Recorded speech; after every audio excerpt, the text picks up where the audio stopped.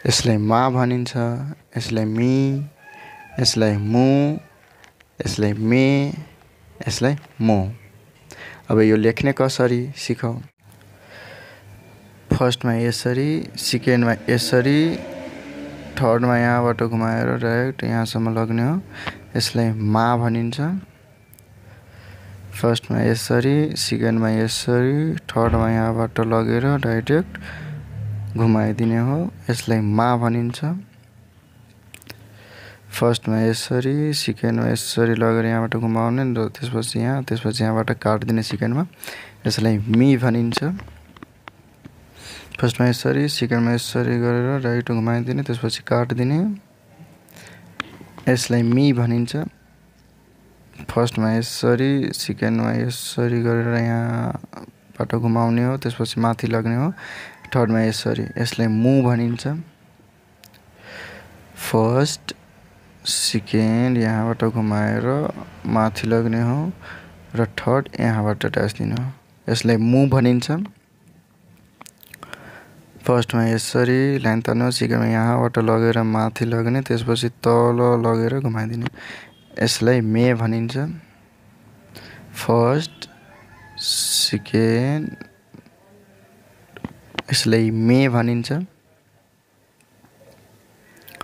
फर्स्टमा यसरी, सेकेन्डमा यसरी, थर्डमा यसरी, यसलाई मो भनिन्छ।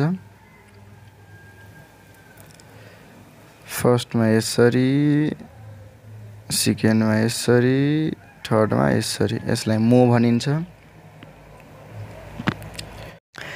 यसलाई या भनिन्छ, यसलाई यु, यसलाई यो।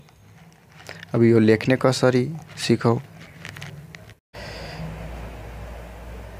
फर्स्टमा यसरी लगेर डाइरेक्ट घुमाइदिनु, सेकेन्डमा यसरी, थर्डमा यसरी, यसलाई या भनिन्छ।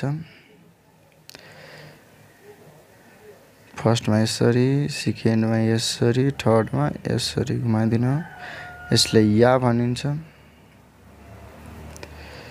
फर्स्टमा यसरी लगेर फेरि माथि लग्ने हो, त्यसपछि अलि घुमाएर माथि पुगाइदिनु, सेकेन्डमा यसरी, यसलाई यु भनिन्छ।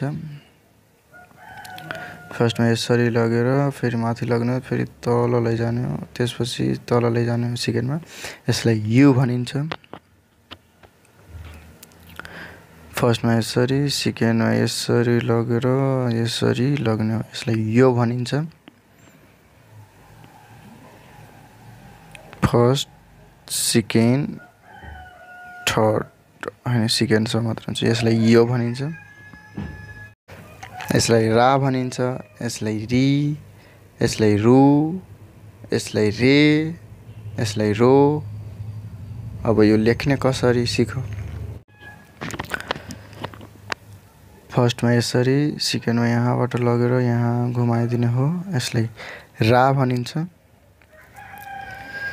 फर्स्ट यहाँबाट घुमाएर यहाँबाट लग्ने हो, यसलाई रा भनिन्छ। फर्स्टमा यहाँबाट माथि लग्ने हो, त्यसपछि सेकेन्डमा यहाँबाट यहाँ घुमाइदिनु, यसलाई री भनिन्छ। फर्स्टमा यसरी, सेकेन्डमा यहाँबाट घुमाइदिने हो, यसलाई री। फर्स्टमा यसरी, त्यसपछि तल 3 जस्तो लेखेर त्यसपछि अलि घुमाइदिनु हो, यसलाई रु। यसरी गरेर यसरी घुमाइदिनु हो, रु। फर्स्टमा यसरी, सेकेन्डमा यसरी गरेर माथि लग्ने हो, त्यसपछि तल फेरि, त्यसपछि अलि घुमाइदिने हो, यसलाई रे।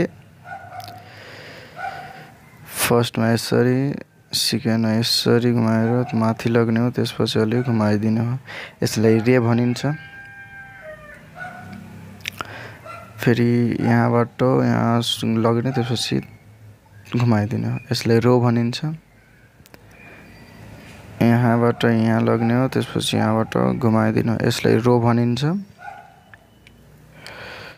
यसलाई वा भनिन्छ, यसलाई ओ,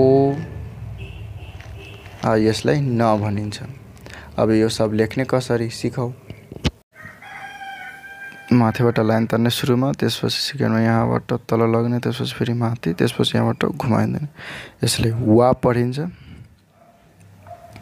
फर्स्ट, सेकेन्ड, थर्ड।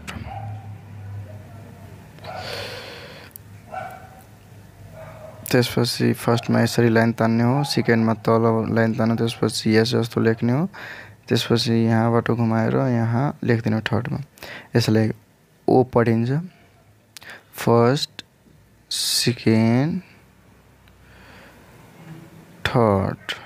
यसलाई ओ पढिन्छ।